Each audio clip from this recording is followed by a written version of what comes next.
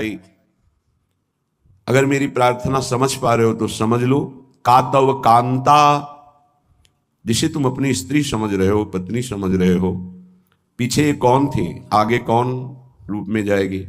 वर्तमान में वो जीव स्त्री शरीर प्रारब्ध के अनुसार प्राप्त करके तुम्हारे कर्म के भोग के लिए उपस्थित है वो। अब उसे तुमने अपनी पत्नी मानकर गाढ़ आसक्ति कर ली तो नवीन दुर्गति तैयार हो गई। कौन है वो तुम्हारी, जानते हो? नहीं परिचय, कुछ वर्षों का परिचय और इसे सत्य मान लिया। और जहां वो परिवर्तन नाशवान दृश्य जगत का एक दृश्य, ये शरीर परिवर्तित हुआ, नाशवान शरीर का परिवर्तन प्रतिपल हो रहा है, तुम समझ नहीं पा रहे, पर समझा तब जाता है जब वो मृत्यु को प्राप्त होने का समय आता है। तब समझ तुम्हारी किसी काम की नहीं रहती। मन पछितई है अवसर भी थे। सुत बनितादि जान स्वार्थ रत ना करो नेह सभी थे। स्नेह मत करो, स्नेह प्रभु से करो, प्रभु का भाव रख कर करो। कहने की कास्तव तनया, ये जो तुम्हारे पुत्र रूप में आया है, ये कौन है जानते हो? तुम्हारे कर्म का भोग भोगाने के लिए वही भगवद अंश आया है। ये कुछ समय के लिए आया है। शुभ कर्म तो वो सुख प्रदान करेगा, अशुभ कर्म तो दुख प्रदान करेगा, लेकिन वो तुम्हारा नहीं है। आप उसका परिचय नहीं जानते जो पुत्र रूप में आया हुआ है। स्थिरमति रेतन मृति मनुगणया, तुम्हारी बुद्धि स्थिर नहीं है, इसीलिए तुम समझ नहीं पा रहे कि, गणना नहीं कर पा रहे हो कि तुम्हारी एक एक श्वास व्यर्थ में नष्ट हो रही है। आखिरी श्वास, अहा किमद्य ना पश्यसि मरणम, क्या तुम देख नहीं पा रहे हो कि तुम्हारी श्वासें कम हो रही हैं, तुम मृत्यु की तरफ जा रहे हो। तुम्हारा शरीर कभी भी अचानक छूट सकता है। ऐसा नहीं कि आप वृद्धावस्था में ही जाकर मरेंगे। तो पर वृंदावन मिहि शरणम, फिर भी तुम वृंदावन का आश्रय वास स्वीकार नहीं करते, सत्संग का अनुसरण नहीं करते, आचरण में नहीं उतारते, निरंतर नाम जप नहीं करते, तो किस भूल में तुम पड़े हो? तुम्हारे पास पत्नी है, पुत्र है, संपत्ति है, इस भूल में, ये तुम्हारी नहीं है। कुछ समय के लिए तुम्हारे प्रारब्धानुसार ये संयोग बना है, बस बिछुड़ जाएगा, इसे तुम रोक नहीं पाओगे। ना अपने शरीर का छूटना, ना अपने सगे संबंधियों के शरीर का छूटना, ये तुम्हारे बस की नहीं कि तुम रोक लो। तो क्या करें, सबको छोड़ दें? नहीं, सब में भगवत भाव करो, अपने धर्म का पालन करो, खूब नाम जप करो। जीवन सार्थक करने के लिए बहुत आवश्यक है। अगर आप इनके मोह में फंस करके भगवत विमुख जीवन व्यतीत कर रहे हैं तो निरर्थक जीवन है। प्राण निकल जाए पर भजन नहीं छूटेगा, इसे ही भजन कहते हैं। और ऐसा भजन बहुत लोग नहीं करते, कोई कोई करता है। पूज्य बाबा कह, सब कर सकते हैं, सामर्थ्य सब में है ऐसा भजन करने की, पर वो लगन नहीं है, वो अगन नहीं जगी भगवत साक्षात्कार करने की। इसलिए जहां विपत्ति आई उसमें डूब गए, संपत्ति आई उसमें डूब गए, भोग आए उसमें डूब गए, प्रभु का विस्मरण हो गया। इसका यही कारण है। भजन का तात्पर्य है भजन में गोता लगाना, डूबना। बस चल रहा है मंत्र नाम, उसी के श्रवण में डूबा हुआ उपासक। डूब करके भजन किया जाए तो 6 महीने में भगवत साक्षात्कार कर लिया ध्रुव जी ने। डूब करके गोता लगाया, 6 महीने भजन में भगवान का साक्षात्कार कर लिया।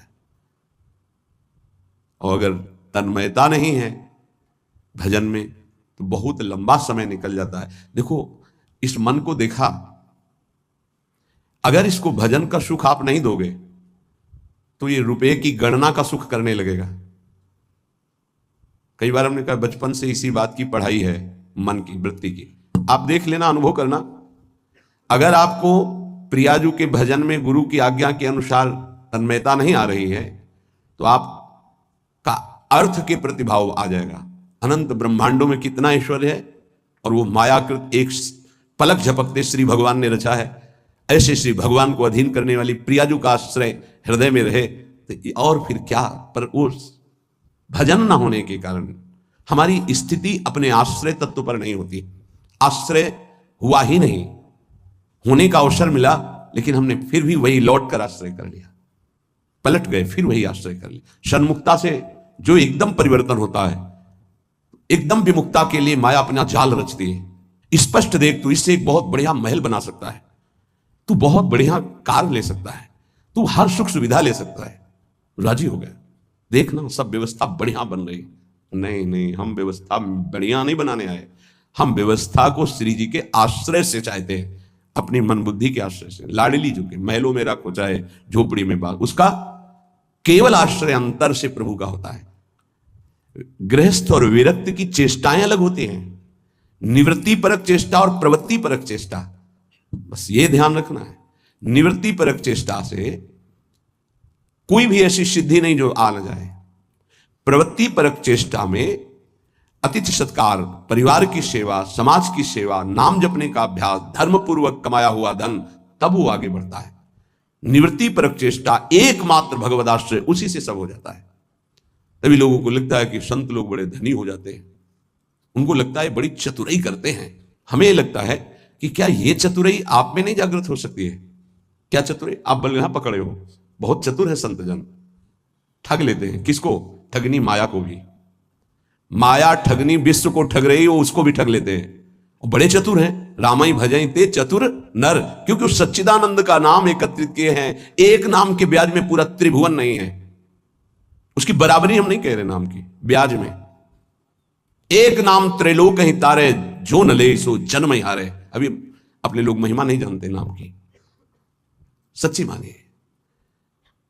किसी ने कहा कि समस्त संसार को तो हम दुखई में देख रहे हैं, अगर विश्व में कोई सुखी है, वो उपहास के प्रति शब्द थे, अगर विश्व में कोई सुखी है देखा जाता है तो संत जन देखे जाते हैं। उनका तात्पर्य अध्यात्म से नहीं था, उनका तात्पर्य भोगों से, विषय सामग्री से, वैभव से था। अगर तुम्हें ऐसा पता है तो तुम वैसा करके देखो, बहादुर हो। तुम्हारे में चतुराई की कोई कमी है क्या? बड़े चतुर हो। तय बालक नहीं भर्यो शयानब, तू बालक नहीं भर्यो शयानब, काहे कृष्ण भजत नहीं नीके। अरे तू बालक नहीं, बड़ा चतुर है, पर तू ठीक से भजन नहीं किया ना, इसीलिए ऐसा है। क्या चाहिए? त्रिभुवन का सर्वश्रेष्ठ पद 5 वर्ष का बालक प्राप्त कर लिया गुरु जी, क्या चाहिए? अखिल लोक चूड़ामणि भगवान के पास क्या कमी है? तो आपको उतना भजन करना पड़ेगा, आपको वैसे समर्पित होना। उस 5 वर्ष के बालक ने मां का प्यार, पिता का प्यार, राज्य सुख, शरीर सुख, सब भयों को त्याग करके इसी मथुरापुरी में आकर भजन किया। इसे मधुपुरी कहते हैं शास्त्र भाषा में। यहीं आकर के भजन किया और यहीं स्वयं सच्चिदानंद भगवान आकर दर्शन दिए और उनकी कामना पूर्ण की, उच्च पद की। गोता लगाना अर्थात उसमें डूबना, अर्थात उसका ऐसा दृढ़ चिंतन कि गुंजायमान केवल मंत्र और नाम हो रहा है। तुमसे सच्ची कहते हैं ये जीव बड़ा पागल हो गया है माया में, सत्य वस्तु को समझ ही नहीं रहा। पूज्य बाबा कह रहे, उसको यही पता नहीं कि मैं यहां कमाने के आया हूं मृत्यु लोक में। पागलों की तरह घूम रहा है, कभी ये बटोर रहा है, कभी वो बटोर रहा है। उसका लक्ष्य ही नहीं पता चल रहा कि तू आया क्या लेने यहां है, क्या कमाई करने आया है, उसको समझ में नहीं आ रहा। कई बार कहा ऐसा कमाई और ऐसे देश में कौन रहना पसंद करेगा? किसी भी देश में अगर ऐसी पद्धति हो कि आप यहां आइए, आपको घर, मकान, भोग सामग्री सब मिलेगी, बहुत ध्यान से सुनिए, पर जब आप हमारे देश से जाएंगे तो आपका कपड़ा तक उतरा लिया जाएगा। सब सुविधाएं मिलेगी, जब जाओगे तो कपड़ा तक उतरा लिया जाएगा। अब आप ऐसे देश में रहना पसंद करेंगे? ऐसे देश की कमाई पसंद करेंगे? कोई भी बुद्धिमान नहीं पसंद करेगा। और आप ऐसे ही देश में हैं जिसका नाम मृत्यु लोक है। कपड़ा तो कपड़ा रहा, आपका शरीर भी छीन लिया जाएगा। यहां की, इस देश की कोई भी वस्तु लेकर आप नहीं जा सकते। अब आप विचार कीजिए, आप कितने बड़े बुद्धिमान हैं और क्या कमा रहे हैं। खास बात है जब आप अपने देश को यहां से जाएंगे, अपना देश है भगवत देश, और आपके पास जाने का किराया भी नहीं रखा जाएगा, आपकी पोशाक उतार ली जाएगी, तो आपका यहां शरीर भी छीन लिया जाता है, शरीर संबंधी छीन लिए जाते हैं, बैंक बैलेंस छीन लिया जाता है, प्रॉपर्टी छीन ली जाती है। अब आपके पास रहा क्या? पूरे जीवन में जो पाप और पुण्य कर्म किए।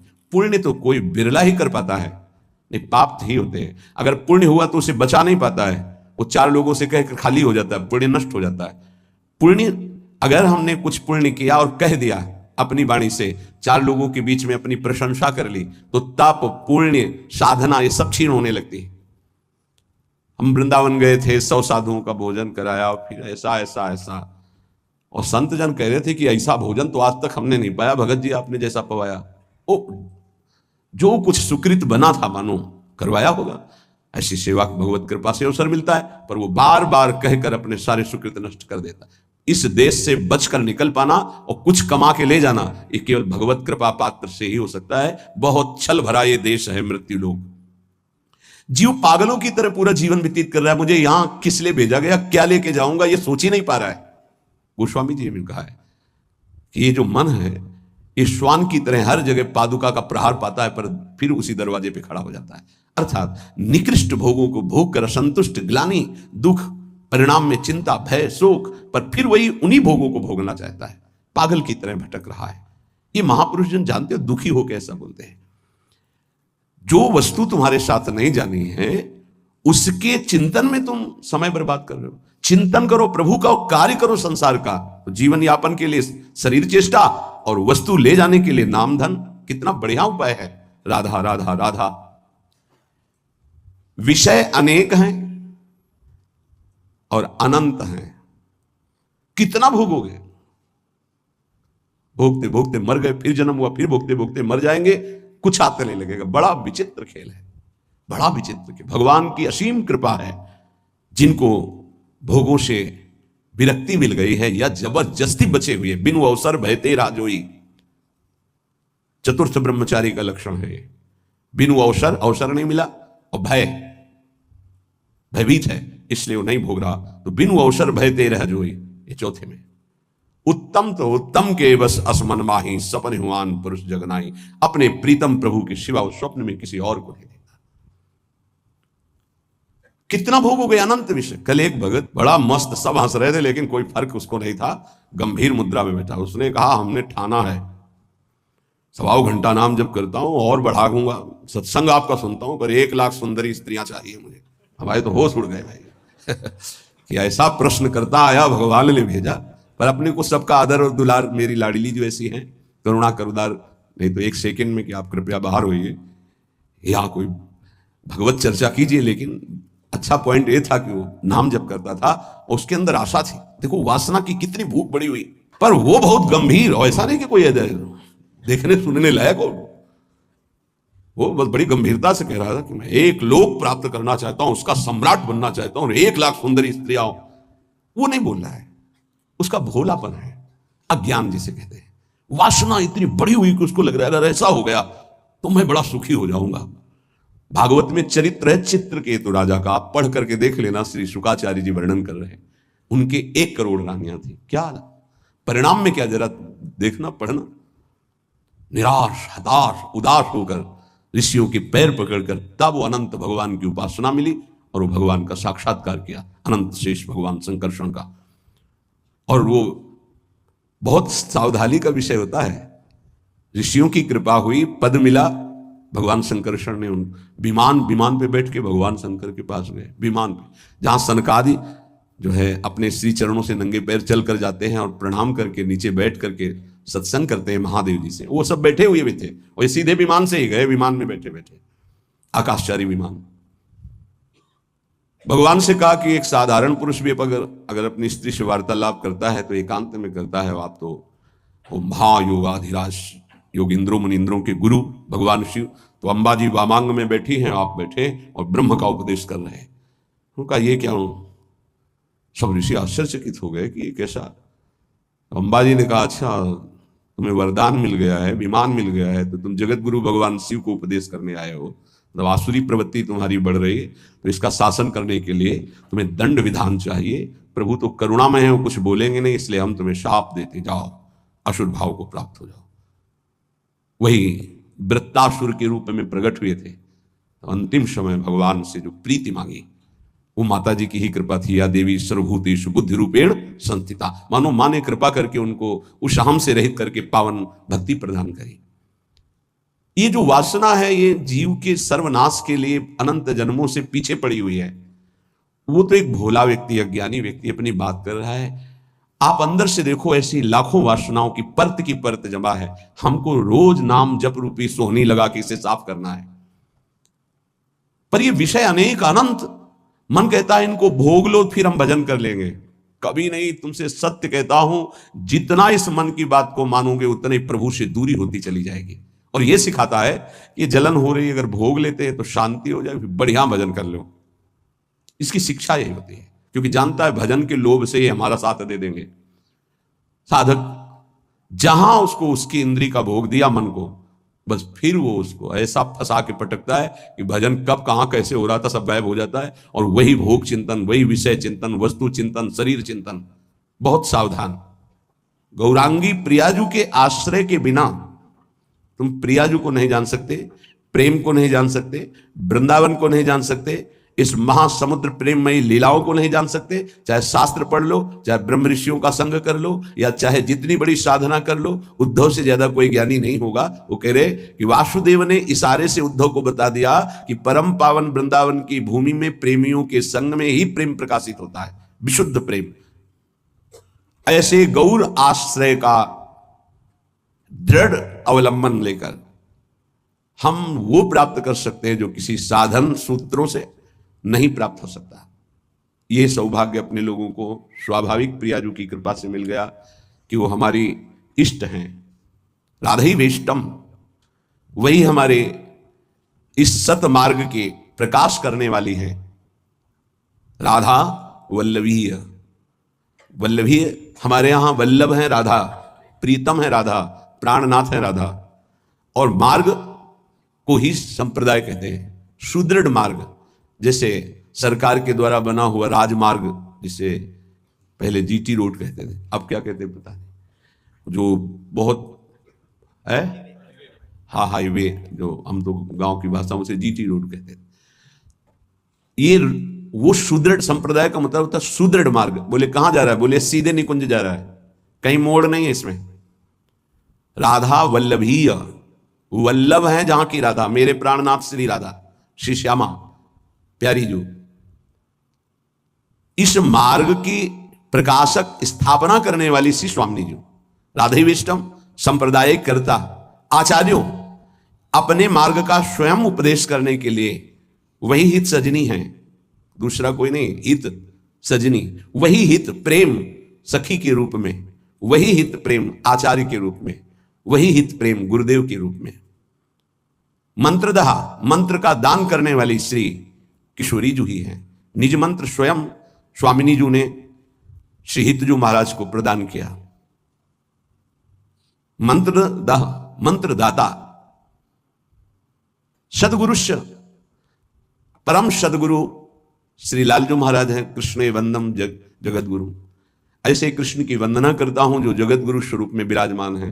चाहे वेदांत हो, चाहे योग हो, चाहे भक्ति हो, चाहे कर्म योग हो, सबके गुरुदेव श्री कृष्णचंद्र जो हैं।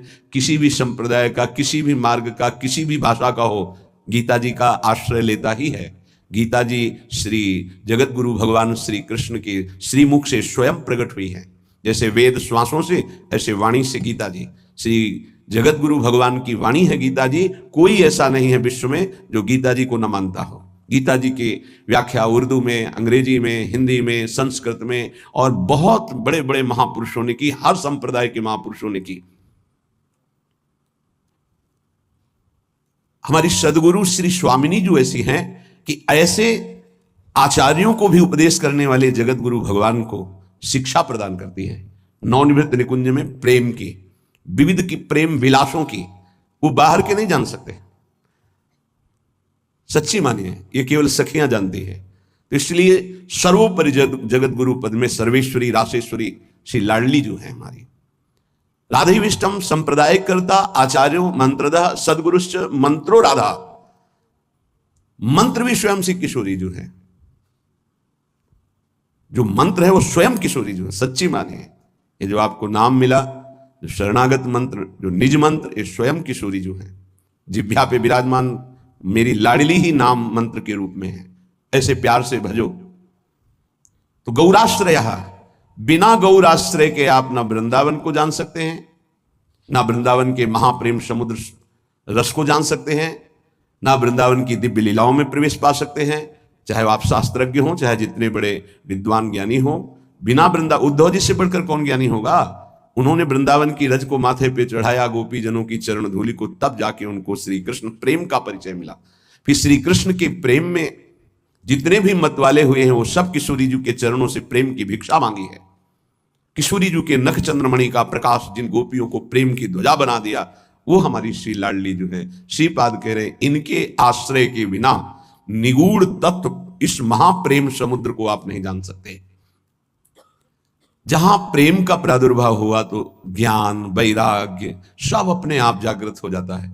जैसे राजा पधारता है तो फिर उसके मंत्री, सामंत, सेना के पति वो सब वहां आ जाते हैं। ऐसे ही प्रेम राजा हृदय रूपी सिंहासन पर बैठा कि ज्ञान रूपी उसका मंत्री, वैराग्य रूपी उसका सेनापति, क्योंकि प्रेम की रक्षा वैराग्य से होती है। और प्रेम से जो ज्ञान प्रकट होता है, उसी ज्ञान से भगवत तत्व का वास्तविक बोध होता है। आत्मरति जिसे कहते हैं, रति माने प्रेम, आत्म तत्व का बोध उसी को होता है जिसे आत्मरति प्राप्त हो जाती है। चाहे ज्ञान हो, वैराग्य हो या भक्ति दिव्य हो, वो सब प्रेम के पधारने पर होता है, जब हृदय में प्रेम जागृत हो जाता है। पूज्य स्वामी अखंडानंद जी महाराज ने पूज्य बाबा उड़िया बाबा जी से प्रश्न किया कि बहुत लोग भजन करते हैं पर लाभ दिखाई नहीं देता जो लाभ होना चाहिए। तो बाबा कहते हैं कि पहली बात, भजन में निष्ठा होनी चाहिए कि चाहे मर जाऊं, इतना कष्ट आवे पर भजन नहीं छोड़ूंगा, ऐसी निष्ठा नहीं है। किसी बिरले में होती है। नहीं, जहां सामने इंद्रियों के भोग आते हैं भगवान छूट जाते हैं। हम मानते हैं भजन का प्रयास करते हैं, लेकिन जहां सामने भोग आया कि प्रभु भूल गए। आप देख लीजिए, चाहे वो भोजन हो, रसेंद्री का भोग हो या किसी भी इंद्री का भोग हो, उस समय प्रभु को भूल गए और उस भोगानंद को स्वीकार कर लिया तो ऐसे पूरा जन्म व्यतीत होने लगेगा और आपको भगवत साक्षात्कार नहीं होगा। जो लाभ मिलना वो बहुत दूरी हो जाएगा। जहां कोई दुख आया, विपत्ति आई, भूल गए प्रभु को। सुख आया, संपत्ति आई, भूल गए प्रभु को। मर चाहे जाए हम, किंतु प्यारे का भजन नहीं छोड़ सकते। इसी का नाम भजन है। भजन का स्वरूप क्या? ये चाहे विपत्ति, दुख, मृत्यु से बढ़कर तो कुछ है नहीं। हमारी मृत्यु भी आ जाए तो हम भजन नहीं छोड़ सकते। अब त्रिभुवन की राज्य लक्ष्मी मिलने पर जो आधे पल के लिए भी प्रभु का विस्मरण नहीं करता, उसे भक्त कहा गया है, महाभागवत कहा गया। तो कुछ भी सुख सुविधा मिले उस समय हमें प्रभु का, यही तो कसौटी है कि आप उत्तम से उत्तम आकर्षणकारी भोगों के बीच में, लेकिन भगवत विस्मरण नहीं है।